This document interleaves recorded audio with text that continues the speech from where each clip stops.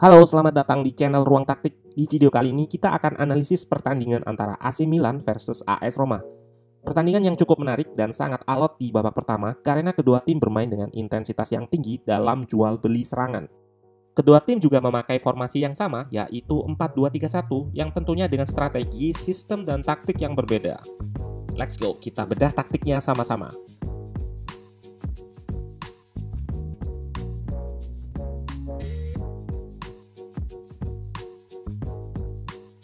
Taktik yang digunakan AS Roma dalam meredam bangun serangan AC Milan adalah dengan blok heksagon. Yap, heksagon ini berada di blok medium dan akan mengikuti arah serangan Milan, sekaligus jadi jebakan pressing jika ada posesor yang berada di tengahnya. Dan jika bola ke pinggir, maka ada trigger untuk melakukan pressing agresif. Bisa kita lihat, fullback lawan naik dan melakukan press agresif. Untuk mengatasi taktik tersebut, pemain tengah mencoba melakukan decoy run untuk memancing ruang agar fullback bisa naik. Namun di klip ini fullback Roma tidak terpancing. Kokohnya blok pentagon Roma bikin Milan sulit progresi dari tengah. Yang dilakukan adalah direct build up dengan target man right pitch atau ke arah sayap dengan memanfaatkan ruang di belakang back Roma.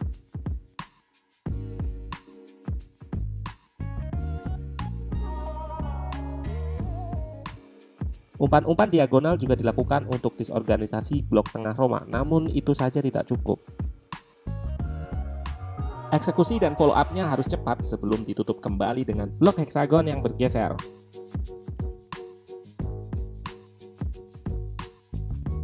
Well, sementara AS Roma lebih bermain reaktif, menyerang Milan ketika transisi, memanfaatkan serangan balik dan kecepatan pemain depan.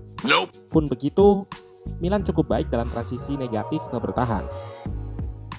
Alatnya pertahanan AS Roma dan kemampuan bertahan Milan yang baik dari transisi membuat babak pertama relatif flat dari peluang berbahaya. Puncaknya adalah pergantian pemain sekaligus pergantian taktik yang dilakukan Pioli di babak kedua. Paqueta dan Saelemaekers masuk menggantikan Castillejo dan Bonaventura. Taktiknya, dengan Paqueta yang punya resistansi pressing tinggi, Milan akan berusaha untuk memecah blok tengah AS Roma.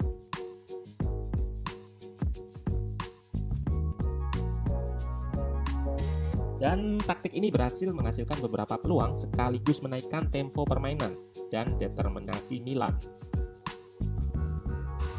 Seperti di klip ini saat Milan bisa mengeliminasi heksagon.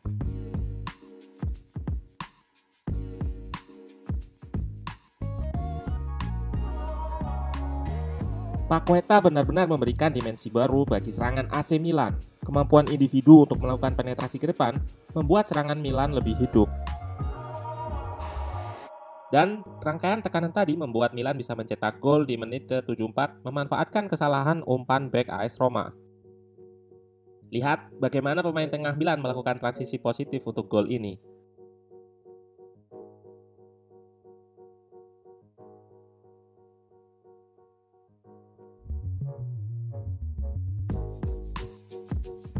Dari transisi tadi, yang tidak kalah penting adalah bagaimana Milan menjaga intensitas saat tidak menguasai bola.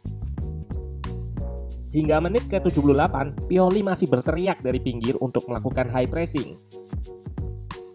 Ini juga yang bikin AS Roma tidak bisa banyak berkembang.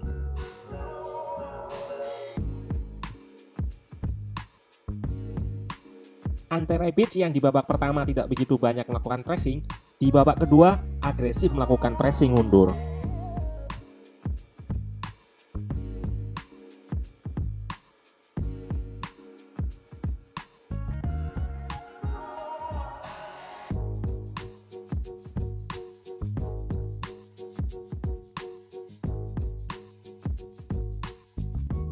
Jarak antar lini ketika melakukan press juga cukup terjaga, sehingga ketika lini pertama dieliminasi, lini selanjutnya tidak terlambat untuk melakukan press. Dari catatan statistik, AC Milan mendominasi penguasaan bola. Tidak mampunya AS Roma berkembang juga karena determinasi pertahanan Milan melakukan pressing. Hal ini juga ditunjukkan dengan metrik baru yaitu PPDA. Gampangnya, PPDA ini menghitung intensitas high pressing yang dilakukan tim. Semakin rendah, semakin tinggi intensitasnya. dan AC Milan mencatatkan nilai yang cukup bagus. Dari statistik XG, Milan juga lebih unggul. Ini menunjukkan bahwa Milan juga mencetak banyak peluang.